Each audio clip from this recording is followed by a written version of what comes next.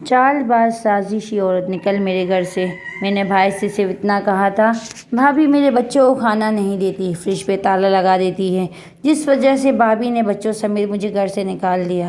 بھوک سے نڈھال میرے بچے بھیک مانگنے لگے، مجھ سے دیکھا نہ گیا تو میں سڑک پہ ہی سجدے میں گر کر رونے لگی۔ جب پاس ایک بڑی گاڑی رکی، اندر ایک حسین عورت بیٹھی تھی، مجھے اور بچوں کو ساتھ لے گئی، بولی کام بھی دلائے گی اور رہنے کی جگہ بھی دے گی۔ میں حیران رہ گئی جب وہ مجھے ایک عالیشان مینشن لے گئی، پر دیوار پہ لگی تصویر کو دیکھ پتھر ہو گئی۔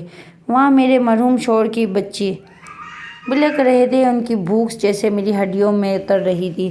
فریج پر وہ منحوس تالا آج بھی آنکھوں کے سامنے جھولتا تھا۔ دل چاہتا کہ تالا توڑ دوں، لیکن ہاتھ کانپ گئے۔ عزت کی روٹی مانگنا بھی بھیک لگتا تھا جب دروازوں سے اپنوں کی ہوں اور دروازے بند ہوں تو دیواریں سے لگی بچوں کو دیکھ رہی تھی۔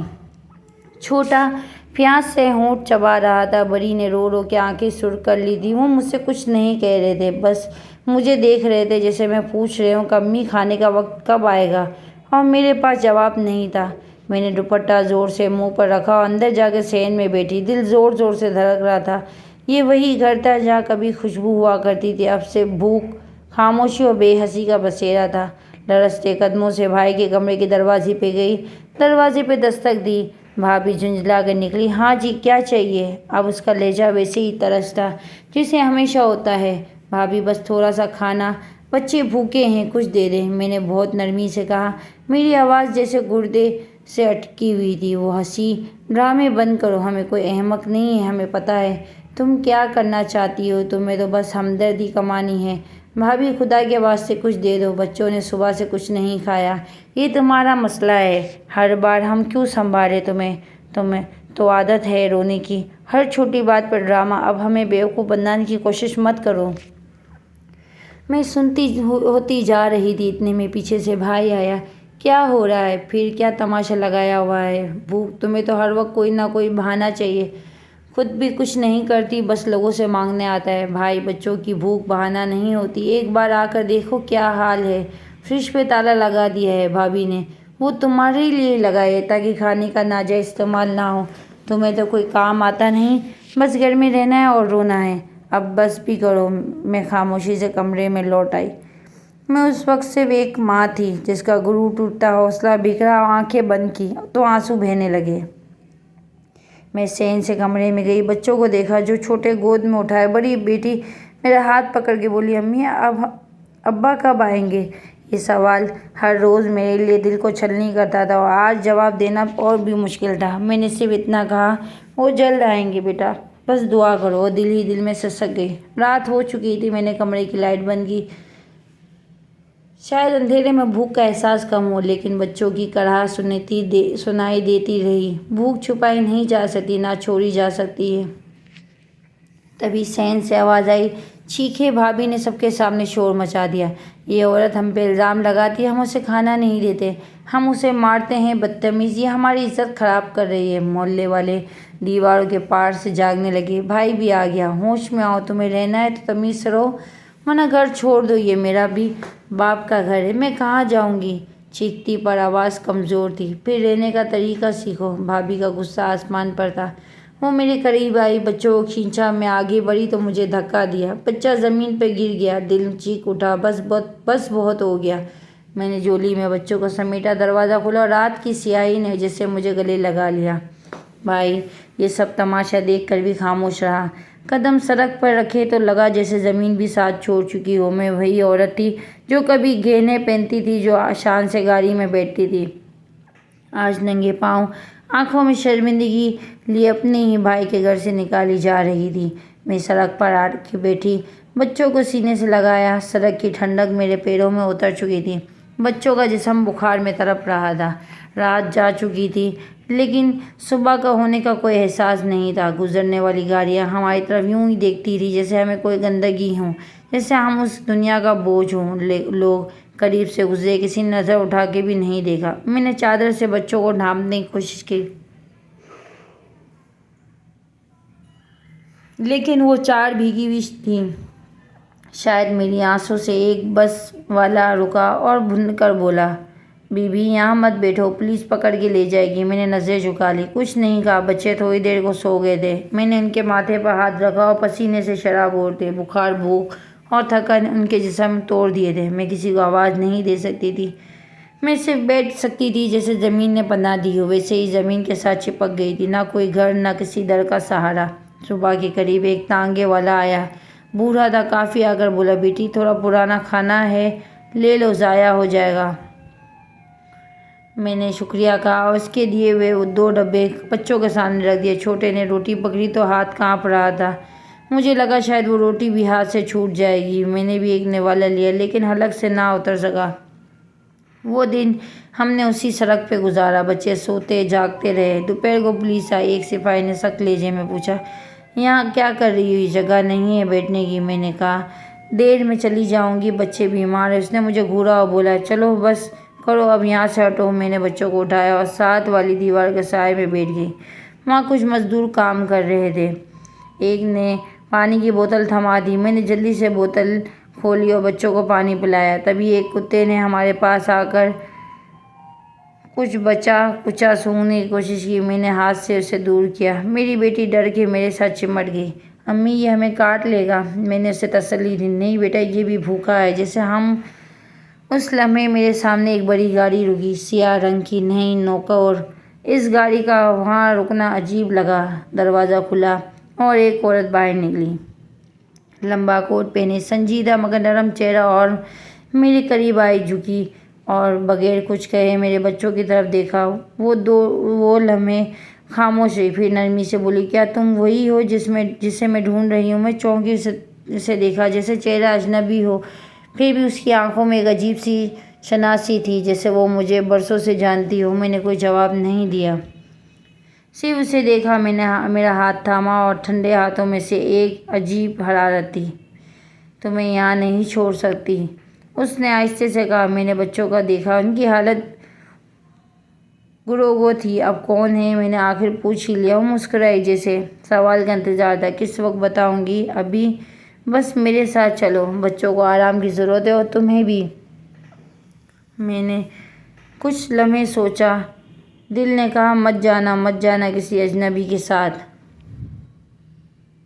مگر عقل نے کہا، اور راستہ کیا ہے؟ پھر بچوں کے چہرے ذہن میں آئے اور میں نے سر ہلا دیا۔ چلو، میں نے آہستہ سے کہا۔ وہ عورت آگے بڑھی اور اپنی گاڑی کا دروازہ کھولا۔ میں نے بچوں کو باری باری اٹھا کے اندر بٹھایا۔ گاڑی کی خوشبو ہی الگ تھی، جیسے کسی اور ہی دنیا میں آ گئی ہوں۔ سیٹ پر بیٹھتے ہی بچوں نے آنکھیں بند کر لیں، جیسے سکون کی پہلی سانس ہو۔ گاڑی چلی، باہر کی دنیا پیچھے رہ گئی، اندر خاموشی تھی اور پر بوجھل نہیں۔ اس عورت نے بیگ سے جوس نکالا، بچوں کو دیا، پھر تھرموس سے چائے نکالی اور میرے ہاتھ میں تھما دی۔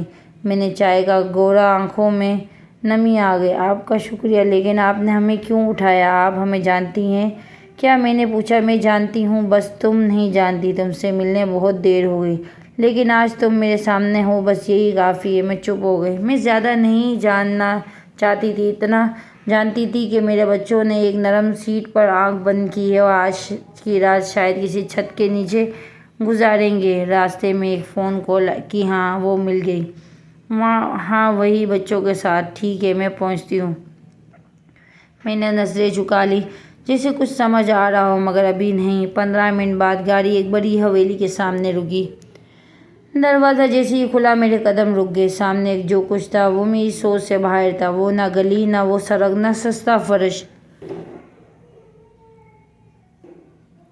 جس پر میرے بچے سوتے تھے، سنگ مرمر کی وہ روشنی، کڑکتی ٹائلیں اور پھولوں سے مہکتا ہوا داخلی دروازہ، سب کچھ اتنا بے مثال تھا کہ لگا جیسے کسی اور ہی دنیا میں آ گئی ہوں۔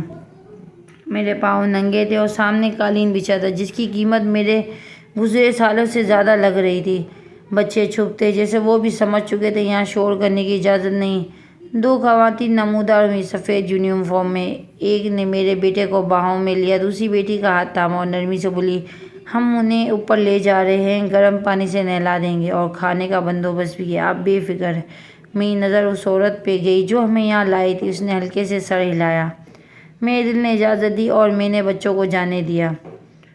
ان کے قدم جیسے سکون کی طرف بڑھ رہے تھے۔ اس نے میرے قریب آ کر کہا، چلو میرے ساتھ۔ میں اس کے پیچھے پیچھے چلتی گئی۔ ہم ایک بڑے ہال میں داخل ہوئے۔ چھت اتنی بلند تھی کہ آواز گونجتی محسوس ہوتی، اور دیواروں پہ تصویریں تھیں، کچھ مشہور شخصیت کی اور کچھ خاندانی۔ وہی ایک بڑی تصویر میرے شوہر کی سفید کوٹ، گلابی ٹائی کے ساتھ، سنجیدہ سا چہرہ، وہیں آنکھیں جو رات خواب میں آتی تھیں۔ میرے قدم تھم گئے، جیسے کسی نے میرا سانس روک دیا ہو۔ میں نے دونوں ہاتھوں سے سینہ تھاما۔ یہ ہاں وہی ہیں۔ اس نے میرے شانے پہ ہاتھ رکھا۔ تمہارے شوہر، میرے پارٹنر، میرے دوست۔ میں کچھ نہ بول سکی۔ میری آنکھیں تصویر سے ہی ہٹ نہیں رہی تھیں۔ دل ایک لمحے کے لیے ایسا دھڑکا جیسے برسوں کے بعد کسی نے اپنے آپ کو دیکھا ہو۔ میں وہاں کھڑی رہی، ایک مجسم کی طرح، اور وقت رک چکا تھا۔ پھر وہ مجھے ایک چھوٹے سے مگر نفیس کمرے میں لے گئی۔ لکڑی کی میز پر ایک فائل رکھی۔ وہ مجھ سے کہا، بیٹھو، تمہیں بہت کچھ بتانا ہے۔ میں آہستہ سے بیٹھی، انگلیاں ایک دوسرے سے الجھ گئیں۔ اس نے فائل کھولی اور اندر سے کاغذات نکالے۔ یہ دیکھو، وہ دستاویزات ہیں جو تمہارے شوہر نے اپنے آخری دنوں میں تیار کی تھیں۔ اس کمپنی کے 51% شیئرز ہیں جو تمہارے اور تمہارے بچوں کے نام تھے۔ یہ وصیت، یہ بینک اسٹیٹمنٹس ہیں، یہ پراپرٹی ریکارڈز ہیں، لیکن تمہارے نام ہر جگہ سے مٹا دیا گیا ہے۔ میں نے کاغذات کو دیکھا، پر سمجھنے کی حالت میں نہیں تھی۔ ذہن جیسے دھندلا میں لپٹا ہوا، صرف ایک جملہ سنائی دیا کہ تم غائب کر دیا گیا تھا۔ کسی نے میری زبان کانپتی ہوئی نکالی، پتہ چل جائے گا، ابھی یہ نہیں، پہلے یہ سمجھو کہ تم صرف ایک بیوی یا ماں نہیں ہو، تم ایک قانونی وارث ہو، اور تمہیں برسوں سے دھوکہ دیا جا رہا تھا۔ اس کی آواز میں ایک عجیب یقین تھا۔ اور آپ کو کیسے پتہ چلا؟ میں نے ہچکچاتے ہوئے پوچھا۔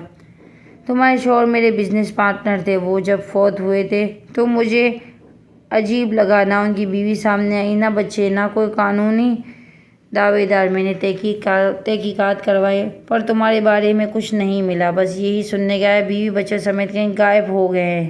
غائب؟ میں نے سر اٹھایا۔ اور یہاں غائب کچھ لوگوں نے تو یہ تک کہا کہ شاید تم کسی غیر مرد کے ساتھ بھاگ گئی ہو۔ میں نے آنکھیں بند کر لیں، میری سانس روکنے لگی۔ میں نے یقین نہیں کیا۔ میں جانتی تھی وہ تم سے محبت کرتا تھا اور تم ایسا کچھ نہیں کر سکتی۔ تو آپ نے کیا کیا؟ میں نے تمہیں تلاش کرنا شروع کر دیا، تمہارے شوہر کا پرانا گھر تلاش کیا، لیکن پتہ چلا وہ لوگ وہاں سے جا چکے تھے۔ نیا ایڈریس کسی کو معلوم نہیں تھا۔ میں نے سوشل میڈیا، قانونی ذرائع، حتیٰ کہ پراپرٹی ایجنٹس تک سے معلومات لی، پر تمہارا سراغ نہ ملا۔ اور اب میری آواز جیسے کہیں اندر سے آ رہی تھی، اب تم میرے سامنے ہو اور یہ سب تمہارا ہے، لیکن تمہیں اب اپنے حق کے لیے کھڑا ہونا ہوگا۔ میں خاموش رہی۔ کمرے میں سناٹا چھا گیا۔ کمرے کی دیوار پر ایک اور تصویر تھی، میرے شوہر کی، اس عورت کے ساتھ، کسی سیمینار یا ایوارڈ شو کی تصویر۔ دونوں خوش تھے۔ میرے دل میں سوال اٹھا، مگر میں نے دبا دیا۔ میں جانتی ہوں تمہیں وقت لگے گا سب سمجھنے میں، وہ بولی، مگر تم تنہا نہیں ہو۔ میری دنیا ختم ہو گئی تھی۔ میں نے آہستہ سے کہا، مجھے لگا تھا بس زندہ لاش ہوں، اگر آپ نے مجھے یاد دلایا کہ میں کوئی ہوں، کسی کی تھی اور کسی کی ہوں۔ اس نے نرمی سے کہا، نہیں، تم صرف کسی کی نہیں، تم خود ایک مکمل وجود ہو، اور اب وقت ہے اپنے لیے جینا، بچوں کے لیے جینے کا۔ میں اس رات بامشکل سو سکی۔ بچوں کی نیند گہری تھی اور وہ سکون میں تھے۔ میں جاگتی رہی، چھت کو تکتے ہوئے، ذہن میں وہ فائل گھوم رہی تھی، وہ تصویریں، وہ عورت کی آواز، وہ سب بڑھ کر وہ سچ جو برسوں سے مجھ سے چھپا رہا۔ میں چاہتی تھی تو رات کو ہی اس عورت سے سب کچھ پوچھ لیتی، مگر میں نے خود کو روکا۔ مجھے معلوم تھا کہ صبح میرے سامنے جو آنے والا ہے وہ میری زندگی بدل دے گا۔ وہ مجھے پوری طرح ہوش میں رہنا ہوگا۔ اگلے دن ناشتہ خاموشی سے گزرا۔ بچوں نے پہلی بار شکایت بغیر کھانا کھایا، اور وہ میز پہ میرے لیے نہیں تھی، وہ برتن، وہ نوکر، سب کچھ جیسے خواب ہو، مگر میں ہر چیز کو حقیقت ماننے پر مجبور تھی، کیونکہ میری ہڈیوں میں اب جھوٹ سننے کی سکت نہیں رہی تھی۔ صبح 10 بجے وہ عورت پھر میرے کمرے میں آئی۔ اس بار اس کے ہاتھ میں ایک مختلف فائل تھی۔ وہ بولی، تم تیار ہو؟ میں نے کہا، گردن ہلائی، ہاں، سچ سننے کے لیے۔ اب مجھے کسی تیاری کی ضرورت نہیں رہی۔ اب ہم دوبارہ اسی آفس روم میں بیٹھے۔ اس نے فائل کھولی اور مجھے ایک کاغذ دکھایا۔ وہ انشورنس پالیسی ہے جو تمہارے شوہر نے اپنے نام سے لی تھی، تم نامزد تھی، تمہارے بچوں کا نام درج ہے۔ میں نے کاغذ دیکھا، واقعی آن لائن پر میرا نام لکھا تھا، میرے بچوں کے شناختی کارڈ نمبر درج تھے۔ میں نے یقین سے اسے دیکھا، جو دوسرا کاغذ نکلا وہ کلیم فارم ہے جو بعد میں جمع کیا گیا۔ دیکھو یہاں دستخط کس کے ہیں؟ میں نے جھک کر دیکھا اور جیسے میری دنیا ہی رک گئی۔ وہ میرے بھائی کے دستخط تھے اور میرے نام کی جگہ ایک جعلی دستخط۔ میں نے فائل بند کر دی۔ انہوں نے کیسے میری زبان سے لڑکھڑا گئی۔ وہ تمہارے شوہر کی موت کے فوراً بعد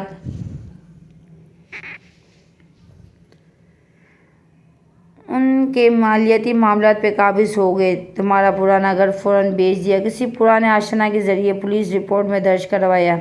تم لاپتہ ہو، نہ پوسٹ مارٹم کی تفصیل لی گئی، نہ موت پر کوئی تحقیقات کی۔ سب کچھ جلدی جلدی دفنا دیا گیا، جیسے تمہارے شوہر کے ساتھ تمہارا وجود بھی ختم ہو گیا ہو۔ کیا یہ سب پولیس نے منظور کر لیا؟ جی، کیونکہ انہوں نے اپنے اثر و رسوخ میں کچھ رقم سب کو خاموش کرا دیا۔ میں نے انشورنس کمپنی سے رابطہ کیا تو پتہ چلا کہ رقم نکالی جا چکی ہے۔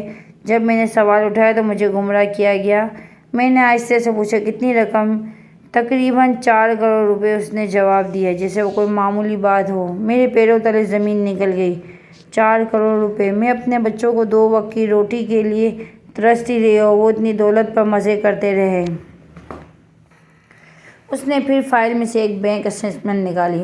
وہ اکاؤنٹ جس میں تمہارے شوہر کی سیٹلمنٹ کی رقم آئی تھی، وہ کچھ ہی دنوں میں رقم نکالی گئی۔ یہ اکاؤنٹ میرے نام پر تھا۔ میں نے حیرت سے پوچھا، ہاں، لیکن پتہ بدلا ہوا تھا، تمہارے دستخط جعلی لگے اور اب اس اکاؤنٹ پر کوئی اور ریکارڈ تمہارے شناختی کارڈ نمبر سے منسلک نہیں ہے۔ میں نے بہت محنت سے نکالا ہے۔ میں نے کرسی کے پشت سے ٹیک لگا لی۔ کمرہ مجھے گھومتا محسوس ہو رہا تھا، ہر فائل، ہر کاغذ جیسے میرے جسم پر چھڑیاں چلا رہے تھے۔ میں نے سوال کیا، اور میرے شوہر کی کمپنی ابھی بھی چل رہی ہے؟ ان کے شیئرز تمہارے اور بچوں کے نام پر موجود ہیں، بس قانونی طور پر کلیم کرنا باقی ہے۔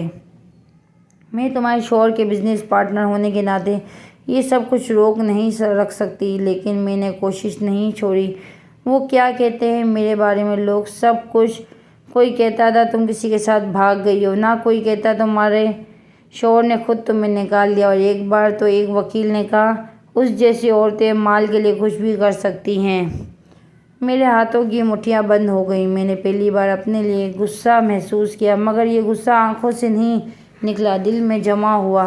میں نے کہا، اب میں خاموش نہیں بیٹھوں گی۔ اس نے مسکرا کر کہا، میں جانتی تھی تم یہی کہو گی، اس لیے میں سب کچھ تیار کر کے رکھی بیٹھی ہوں۔ کل سے ہم قانونی کارروائی شروع کریں گے، لیکن اس سے پہلے ایک بات، کیا تم اپنی شناخت واپس لینا ہوگی؟ شناختی کارڈ، بچوں کے کاغذات، سب کچھ ری اپلائی کرنا ہوگا۔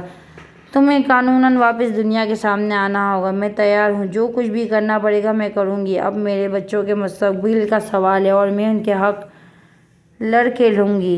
اس نے میرا ہاتھ تھاما۔ ہم جنگ لڑیں گے اور جیتیں گے بھی۔ اس لیے مجھے یہ لگا یہ عورت صرف کوئی پارٹنر نہیں، یہ محسن ہے، یہ میری جنگ کی ساتھی ہے۔ میں نے آنکھوں میں نمی کا محسوس کیا، مگر پہلی بار وہ نمی کمزوری کی نہیں، طاقت کی علامت تھی۔ میں نے اپنا نام، اپنی پہچان اور اپنی آواز واپس لینے کی قسم کھا لی تھی۔ اب صرف میری آنکھوں میں نہیں، میرے ہر قدم میں جنگ تھی۔ سب سے پہلے ہم نے بچوں کو محفوظ رکھا۔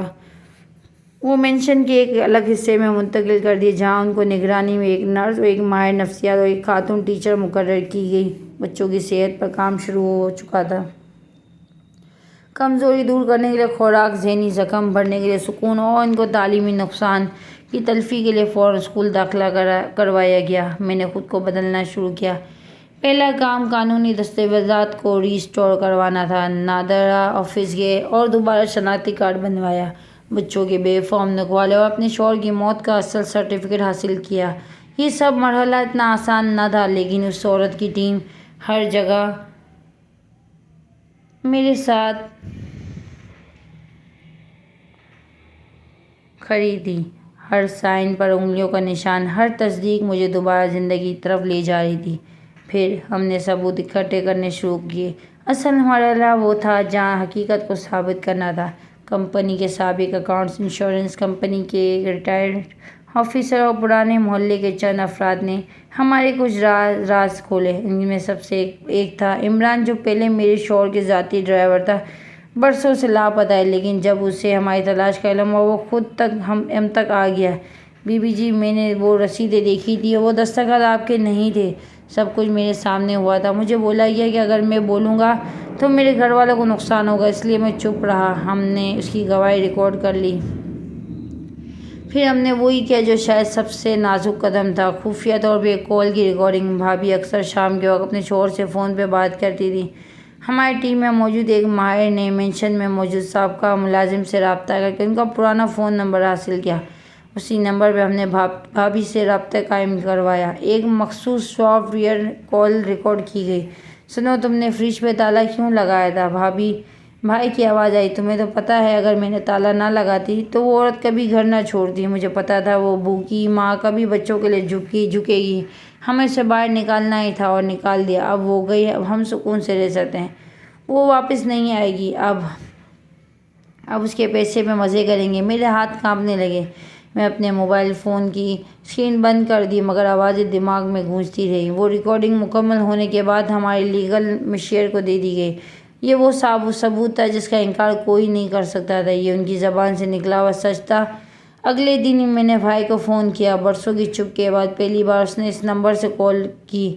اس نے میری آواز سنتے ہی پہچان لیا۔ تم کہاں سے بول رہی ہو؟ میں وہیں سے بول رہی ہوں جہاں سے تم نے مجھے مٹانے کی کوشش کی تھی، پر میں بچ گئی ہوں، اور اب میں سب سے جان گئی ہوں۔ انشورنس کی رقم، جعلی دستخط، فریج پہ تالا، سب کیا بکواس کر رہی ہو؟ کہیں کسی کے کہنے پہ ثبوت میرے ہاتھ میں ہے اور میں نے قانونی کارروائی کا آغاز کر دیا ہے۔ اب فیصلہ عدالت کرے گی۔ اور کچھ لمحے خاموش رہا، پھر بولا، تمہیں پتہ نہیں تم کس سے ٹکر لے رہی ہو۔ اب تمہیں پتہ چلے گا تم کس سے ٹکر لے بیٹھی ہو۔ ایک ماں جب انصاف کے لیے کھڑی ہوتی ہے تو صرف یہی نہیں، تمہاری سازشیں بھی زمین بوس ہو جاتی ہیں۔ میں نے کال بند کر دی۔ اگلی صبح مینشن کی سیکورٹی نے ہنگامی اطلاع دی کہ کوئی گاڑی مرکزی دروازے پہ زبردستی گھسنے کی کوشش کر رہی ہے۔ ہم فوراً نیچے پہنچے اور مینشن کے سیکورٹی کیمروں میں فوٹیج دیکھی تو وہ میرا بھائی تھا۔ اس کے ساتھ ایک اور شخص گاڑی میں سے نکلا اور وہ اندر گھسنے کی کوشش کر رہے تھے۔ ہم نے فوراً پولیس کو اطلاع دی۔ سیکورٹی ٹیم نے دروازہ بند رکھا اور پولیس کے آنے تک انہیں باہر روکے رکھا۔ کچھ ہی دیر میں پولیس پہنچی اور انہوں نے گرفتار کر لیا گیا۔ ان کے قبضے سے بچوں کے کپڑے، ایک کھلونا اور اسکول کا بیگ بھی برآمد ہوا۔ یہ اغوا کی کوشش تھی۔ میں کانپ گئی لیکن اندر سے مضبوط رہی۔ وہ عورت جو برسوں پہلے ہر جھٹکے پر رو پڑتی تھی، اب ہر زخم کو ہتھیار بنا رہی تھی۔ یہ واقعہ ہمارا آخری غیر قانونی سامنا تھا۔ اس کے بعد ہم نے تمام ثبوت عدالت میں جمع کرا دیے۔ ریکارڈنگ، گواہی، مالی ریکارڈ، انشورنس کے جعلی کاغذات اور بچوں کے تحویل سے متعلق سب شواہد کیس کی ابتدائی سماعت میں ہی جج نے نوٹس لیتے ہوئے کہا، یہ صرف ایک جائیداد کا کیس نہیں، یہ ایک عورت، ایک ماں اور ایک بیوی کی شناخت کا مقدمہ ہے۔ اب عدالت کا دروازہ کھل چکا تھا اور ہمیں یقین تھا انصاف ہماری دہلیز تک ضرور آئے گا۔ ہم نے جنگ کا اعلان کر دیا تھا۔ اب ہارنے کا سوال نہیں تھا۔ جس دن عدالت گئے آسمان صاف تھا مگر میرے دل میں طوفان تھا۔ میں نے وہ سادہ سا سفید لباس پہنا جو صاف تو تھا مگر نئی امید کی طرح اجلا۔ اس عورت نے مجھے تیار ہوتے ہوئے دیکھا۔ آج تم صرف ایک گواہ نہیں، تم پوری کہانی کا مرکزی کردار ہو، اور تمہاری سچائی سب کچھ بدل سکتی ہے۔ میں نے آہستہ سے سر ہلایا اور دل میں دعائیں دہراتی رہی۔ عدالت کے احاطے میں داخل ہوتے ہوئے ہر قدم بوجھل لگا۔ عدالت کا کمرہ اپنی سردی میں بھی ایک خاص سنجیدگی رکھتا تھا۔ دیواروں پہ لکڑی کی جھڑیاں اور جج کی کرسی کی طرف لگی گھڑی، ہر چیز جیسے کسی فیصلے کی منتظر تھی۔ میرے بھائی اور بھابھی کمرہ عدالت میں پہلے سے موجود تھے۔ ان کے چہرے پر وہ گھمنڈ نہیں تھا جو کبھی ان کے انداز سے جھلکتا تھا۔ بھائی کا رنگ زرد تھا اور بھابھی اپنی چادر بار بار ٹھیک کر رہی تھی جسے کچھ چھپانے کی کوشش ہو۔ جج صاحب اندر آئے۔ سب کھڑے ہوئے۔ پہلی سماعت کا آغاز ہوا۔ ہمارے وکیل نے تمام دستاویزات مرتب کر کے عدالت کے سامنے رکھے۔ ان کی بات مکمل ہونے سے پہلے ہی جج نے پوچھا، آپ کہہ رہے ہیں کہ مرحوم اپنی مکمل جائیداد بیوی اور بچوں کے نام کی تھی، لیکن یہ قانونی طور پر ثابت نہیں ہے۔ ہمارے وکیل نے آہستہ سے فائل کی طرف اشارہ کیا۔ یہ وصیت ہے جو مرحوم کے دستخط کے ساتھ نوٹریزڈ ہے، اس بات کا واضح ثبوت ہے، لیکن یہ مدعی علیہ نے ان کاغذات کو دبا کر ایک جعلی کلیم جمع کروایا اور پوری انشورنس رقم حاصل کر لی۔ اس موقع پر وہ عورت کھڑی ہوئی۔ اس نے خود کو کمپنی کے سابق پارٹنر کے طور پہ متعارف کروایا۔ اس نے بتایا کہ کس طرح اس نے مرحوم کے ساتھ مل کر برسوں کا کاروبار کیا اور کس طرح شوہر نے اپنی بیوی اور بچوں کو اپنا وارث نامزد کیا، لیکن جب میں نے ان سے رابطہ کرنا چاہا تو بتایا گیا وہ لاپتہ ہے۔ سوسائٹی میں ان کی کردار کشی کی گئی۔ میں نے خود انہیں ڈھونڈنے میں سال لگا دیے۔ جج نے سچ بات میں سر ہلایا اور فائل کا جائزہ لینے لگا۔ مدعوان علیہ یعنی میرے بھائی کا وکیل کھڑا ہوا۔ اس نے رسمی دفاع پیش کیا اور یہ ثبوت نیا سامنے لایا گیا، پہلے کبھی عدالت کے ریکارڈ میں شامل نہیں ہوا۔ جج نے اسے غور سے دیکھا۔ اگر متاثرہ فریق غائب تھا، جیسے کہ آپ نے خود کہتے ہیں، یہ سوال نہیں اٹھا تھا، پہلے کیوں نہیں آئے یہ سوال؟ انہیں غائب کیوں کیا گیا؟ اس کے بعد بینک سے بلایا گیا۔ ایک گواہ عدالت کے روبرو آیا۔ اس نے ایک بڑی اسکرین پر وہ بینک اسٹیٹمنٹ دکھائی جس میں شوہر کی موت کے چند دن بعد ہی پوری رقم نکالی گئی تھی۔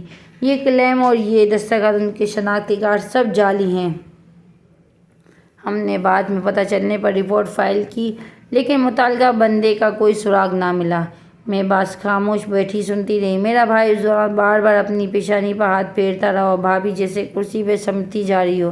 پھر عدالت نے اگلا ثبوت طلب کیا۔ انشورنس کمپنی کا نمائندہ، اس نے بتایا، ہمارے پاس ایک مرد آیا۔ اس نے کہا کہ مرحوم کی بیوی کہیں غائب ہو چکی ہے۔ اس نے پرانی تصویر اور دستخط پیش کیے اور کہا کلیم اسے دبا دیا جائے، اور کیونکہ قانونی وارث کوئی نہیں بچا، اس شخص کی شناخت ہوئی تھی۔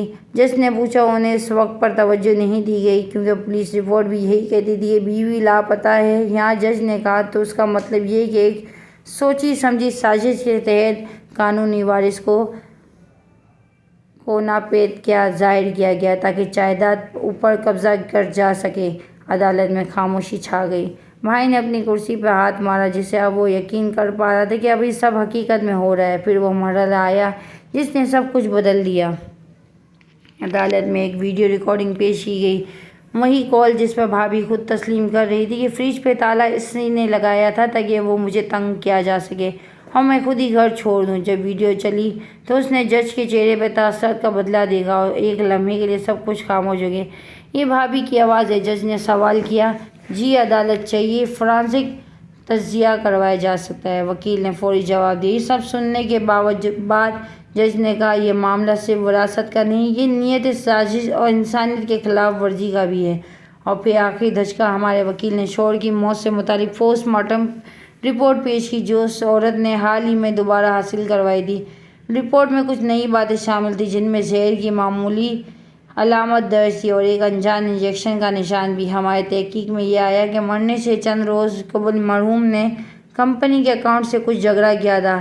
وکیل نے کہا، عدالت نے اکاؤنٹ سے طلب کیا، جس کے بعد میں اعتراف کیا گیا کہ وہ میرے بھائی کے دباؤ میں تھا۔ مجھے کہا گیا تھا کہ میں کمپنی کا مالی اثاثات میں تبدیلی کروں اور مرحوم کی دستخط کے نمونے کسی خاص فرد تک پہنچاؤں۔ مجھے لگا یہ صرف ایک اندرونی معاہدہ ہے، لیکن بعد میں پتہ چلا یہ سب کچھ اور تھا۔ اس گواہی نے ہر چیز بدل دی۔ عدالت کے کمرے میں خاموشی تھی، وہی خاموشی جو ہر سچ سے پہلے چھا جاتی تھی۔ کمرے کی ہر دیوار، ہر کرسی اور ہر آنکھ ایک نئے انکشاف کے منتظر تھی۔ ہم گزشتہ کئی دنوں سے گواہیوں اور ثبوتوں کے ساتھ ایک مضبوط مقدمے بنا چکے تھے۔ جج کے چہرے پہ الجھن کم اور یقین زیادہ تھا، اور ہم آخری دلائل کی طرف بڑھ رہے تھے۔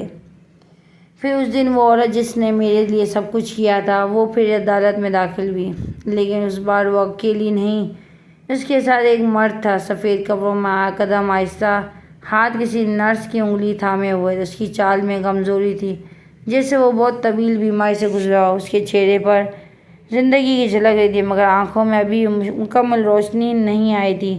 جیسے ہی وہ دروازے کے قریب پہنچا، میری سانسیں جیسے رک گئی، میری نگاہیں کچھ لمحے کے لیے ساکت رہیں، پھر دل نے زور سے دھڑکنا شروع کر دیا۔ میں اٹھ کھڑی ہوئی، بچوں کو اس کے پاس بلایا گیا اور بڑی بیٹی نے میرا ہاتھ پکڑ کر، امی یہ کون ہے؟ میں نے کچھ نہیں کہا، صرف آنکھوں سے انہیں اس طرف اشارہ کیا۔ وہ مرد آہستہ آہستہ عدالت کی نشستوں کے درمیان چلتا ہوا ہمارے قریب آیا۔ اس عورت نے نرمی سے میرے کان میں کہا، یہ وہی ہے جسے تم نے برسوں روتے ہوئے پکارا، یہ تمہارا شوہر ہے؟ میں نے بے یقینی سے اس کا چہرہ دیکھا۔ وقت نے اس پہ پرانے نشانات چھوڑ دیے تھے، مگر وہ آنکھیں کبھی نہیں بھول سکتی۔ اس نے میرے بچوں کی طرف دیکھا، اچانک جیسے کوئی کرن دماغ میں چمکی ہو۔ اس کی سانسیں تیز ہو گئی اور بڑا بڑبڑایا، یہ آواز، یہ بچے، اس کے قدم تیز ہو گئے، وہ لڑکھڑایا مگر رک نہیں پایا۔ وہ میرے بیٹے کے سامنے آ کے رک گیا، جھک کر اس کے چہرے کو تھاما۔ ارحم بچے نے حیرت سے ماں کی طرف دیکھا۔ امی، یہ مجھے میرے نام سے کیوں جانتے ہیں؟ میں پیچھے نہ ہٹی، میں آگے بڑھتی، میں نے آہستہ سے کہا، یہ تمہارے ابو ہیں۔ ایک لمحے کے لیے سب کچھ ساکت ہو گیا، پھر اس نے میری آواز پر رد عمل دیا جیسے برسوں کی دھند ختم ہو گئی ہو۔ اس کی آنکھوں سے آنسو نکلنے لگے۔ تم زندہ ہو؟ میں سمجھا تھا تم تو سب چلے گئے ہو۔ اس کے بعد وہ مجھ سے لپٹ گیا۔ اس کی باہوں میں کمزوری تھی لیکن جذبہ تھا۔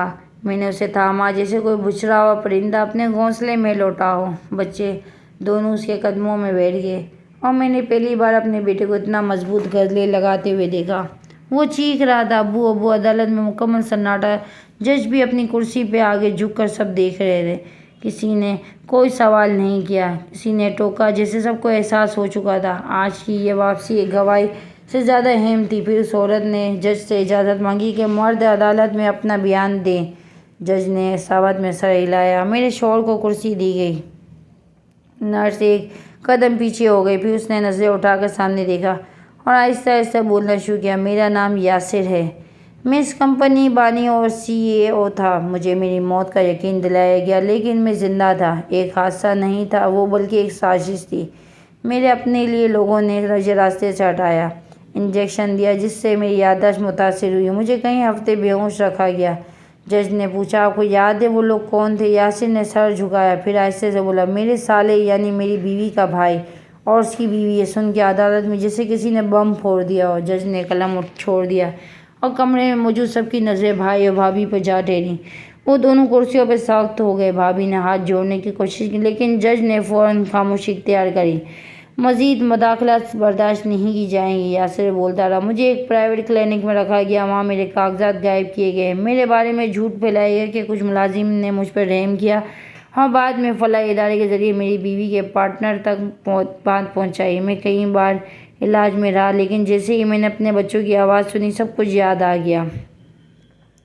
میں نے اس کی بات پر سر ہلایا۔ آنکھوں سے آنسو تھے لیکن زبان پہ شکر تھا۔ میں نے رب سے یہی مانگا تھا کہ مجھے انصاف دے دے مگر اس نے مجھے میرا شوہر واپس دے دیا۔ جج نے سماعت کچھ دیر کے لیے ملتوی کر دی تاکہ ہم دوبارہ سنبھل سکیں۔ باہر آتے ہی میڈیا موجود تھا۔ رپورٹرز نے سوال کی بوچھار کر دی مگر اس عورت نے سب کو ہاتھ روک کر کہا، آج ہم صرف خاموشی سے شکر گزار ہیں۔ بیوی نے انصاف مانگا تو اسے شوہر ملا، اب قانون بولے گا۔ میرے شوہر کو ایک خصوصی گاڑی میں واپس لے جایا گیا۔ بچوں نے ان کے ہاتھ نہیں چھوڑے۔ بیٹی ہر چند لمحے باپ کی شرٹ کو تھامی ہوئی تھی جیسے ڈر ہو کہ وہ پھر چلے جائیں گے۔ بیٹا ان کے ساتھ قدم ملا کے چل رہا تھا جیسے برسوں کی محرومی کی تلافی ان 2 گھنٹوں میں ہو جائے۔ میں ان کے ساتھ مینشن واپس آئی اور وہی مینشن جو کل تک صرف کاغذات میں ہمارا تھا آج حقیقت میں ہمارا لگ رہا تھا۔ شوہر کو ایک علیحدہ کمرے میں آرام دیا گیا۔ میں رات بھر ان کے پاس بیٹھی رہی، ان کا ہاتھ تھامی۔ تم نے یہ سب کیسے برداشت کیا؟ اس نے مجھ سے پوچھا۔ میں نے کہا، کیونکہ مجھے یقین تھا کہ تمہیں ایک دن سب کچھ یاد آ جائے گا۔ مجھے بس اپنے بچوں کا بھروسہ تھا اور خدا کا۔ وہ خاموش رہا، پھر بولا، اب میں سب کچھ ٹھیک کروں گا۔ میں نے جواب دیا، اب ہمیں کچھ ٹھیک نہیں کرنا، ہمیں بس جینا ہے، ہمیں اپنے بچوں کے ساتھ، اپنے سچ کے ساتھ۔ اس دن لگا مجھے میری پوری زندگی جیسے واپس آ گئی ہو۔ کمرہ عدالت میں جو ہوا وہ قانون کا کمال تھا جو رب نے میرے لیے لکھا تھا۔ وہ کسی عدالت کی دسترس میں نہیں تھا۔ رشتے اگرچہ ٹوٹ چکے تھے، اعتماد مر چکا تھا، مگر سچ زندہ تھا اور سب سے بڑھ کے میرا شوہر زندہ تھا۔ یہ واپسی صرف ایک انسان کی نہیں تھی، یہ ہماری زندگی کی واپسی تھی۔ عدالت سے نکلتے ہوئے جو ہوا صرف ایک قانونی فتح نہیں تھی، وہ میری زندگی کا حساب برابر ہونے کا دن تھا۔ جب جج نے فیصلہ سنایا کہ میری سمجھ جیسے ساخت ہو گئی، صرف ایک جملہ دل میں گونجا، تمام جائیداد، اثاثے اور کمپنی قانونی شیئرز بیوی بچوں کے نام پہ منتقل کیے جاتے ہیں۔ میں نے شوہر کا ہاتھ تھاما، بچوں کی طرف دیکھا، اندر ہی اندر شکر ادا کیا۔ وہ انصاف تھا جو برسوں تاخیر سے ملا مگر مکمل ملا۔ مینشن اب صرف ایک عمارت نہیں، ہماری پناہ گاہ بن چکی تھی۔ گھر کی وہ دیواریں در و دیوار ہم کلام ہونے لگے تھے، جیسے ہر اینٹ ہم سے کہہ رہی تھی تم واپس آ گئے ہو۔ شوہر نے دوبارہ کاروبار سنبھالا، مگر پہلے سے زیادہ نرمی اور سادگی کے ساتھ۔ بچوں نے اسکول جانا دوبارہ شروع کیا۔ ہر وہ روز مجھے اپنے سے دن کی کہانیاں سناتے، کچن میں کھڑی ہو کر ان کی آوازیں سنتی، دل اور سکون سے بھر جاتا۔ مگر ہر رات جب چراغ ہوتا تو ایک خیال اندر جاتا کہ وہی جو حساب مکمل ہونے سے پہلے جاگتا۔ 6 مہینے گزر چکے تھے۔ ان 6 مہینوں میں نے کوئی نہ کوئی رابطہ کیا، نہ کوئی خبر۔ لیکن ایک دن نجمہ، جو پہلے میرے ساتھ بھابھی کے گھر ملازمہ تھی، مینشن کے باہر آ گئی۔ میں نے اسے اندر بلایا۔ وہ پریشان تھی، اس کے ہاتھ میں ایک لفافہ تھا۔ میں نے پوچھا یہ کیا ہے؟ اس نے آہستہ سے کہا بی بی جی، بھابھی نے بہت بری حالت میں ہے، وہ قرض میں ڈوب گئی ہیں، مکان مالکان نے نوٹس دے دیا ہے۔ میں نے کوئی رد عمل نہیں دیا۔ وہ بولتی رہی آپ کا بھائی جیل میں ہے اور اب وہاں کوئی سہارا نہیں، بچے اسکول چھوڑ چکے ہیں، ان کی فیس کا کوئی بندوبست نہیں۔ وہ لوگ جن کے ساتھ کبھی چائے پر باتیں ہوا تھی اب بے دروازوں پہ نہیں کھلتے۔ 3 دن بعد اس دروازے پہ پہنچی جہاں سے مجھے دھکے دے کر نکالا گیا تھا۔ وہی دروازے جو کبھی میرے لیے تسلیل کا نشان تھے، آج میرے فیصلے کی گواہی بننے والا تھا۔ میں نے دروازے کی بیل دی، کچھ لمحے بعد دروازہ کھلا اور سامنے بھابھی کھڑی تھی۔ ان کے چہرے پہ نہ غرور تھا نہ رنگ، بس تھکن اور شکست تھی۔ مجھے دیکھتے ہی وہ چند قدم پیچھے ہو گئی۔ ان کی آنکھوں میں حیرت تھی اور شاید کچھ شرمندگی بھی۔ میں نے ان سے نظر نہیں چڑھائی، وہ خاموش رہی۔ میں نے کہا پہچانا؟ وہ سے بولی تم یہاں کیوں آئی ہو؟ اب تو سب کچھ تمہیں مل چکا ہے۔ میں نے صاف لہجے میں کہا بدلہ لینے نہیں آئی، حساب پورا کرنے آئی ہوں۔ کون سا حساب؟ انہوں نے لرزتی آواز میں پوچھا۔ تم نے میرے بچوں کو یتیم بنانے کی کوشش کی، انہیں بھوکا سلایا، ان کا حق چھینا۔ میں چاہتی تمہارے بچوں کے ساتھ وہی کرتی، مگر میں تمہاری سنگ دل نہیں ہوں۔ بھابھی کی آنکھوں سے آنسو بہنے لگے۔ میں نے بات جاری رکھی تمہارا قرض میں نے ادا کر دیا ہے، مکان مالک اب دروازہ نہیں کھٹکائے گا۔ وہ جیسے سن ہی نہیں پا رہی تھی۔ کیا کہہ رہی ہو تم؟ میں کہہ رہی ہوں کہ تمہارے بچوں کو اب اسکول چھوڑنے کی ضرورت نہیں، اب تم کسی کے آگے ہاتھ پھیلانے کی ضرورت نہیں۔ وہ زمین پہ بیٹھ گئی جیسے اس کے پیروں کے تلے زمین نکل گئی ہو۔ میں نے تمہارے ساتھ جو کیا اس کے بعد ہی مجھے یہ جنگ اپنے بچوں کے لیے جیتی تھی، بدلے کے لیے نہیں۔ اب تمہاری باری ہے کہ تم اپنے بچوں کے لیے کچھ کرو، نوکری ڈھونڈو، انہیں پڑھاؤ، انہیں وہی عزت واپس دو جو کبھی تم سے چھیننے کی کوشش کی تھی۔ وہ سر جھکائے رو رہی تھی۔ میں نے قدم پیچھے ہٹائے۔ میرے لیے اب یہ دروازہ صرف ایک مقام نہیں، ایک سبق ہے، اور میں چاہتی ہوں تم بھی اپنی زندگی کو سبق بناؤ، سزا نہیں۔ میں واپس پلٹ گئی۔ دل میں ہلکا سا بوجھ کم ہو گیا تھا۔ میں جانتی تھی ہر چیز واپس نہیں آ سکتی، مگر اتنا ضرور تھا کہ میں اپنے ضمیر کے سامنے سر اٹھا کے کھڑی تھی۔ یہ جنگ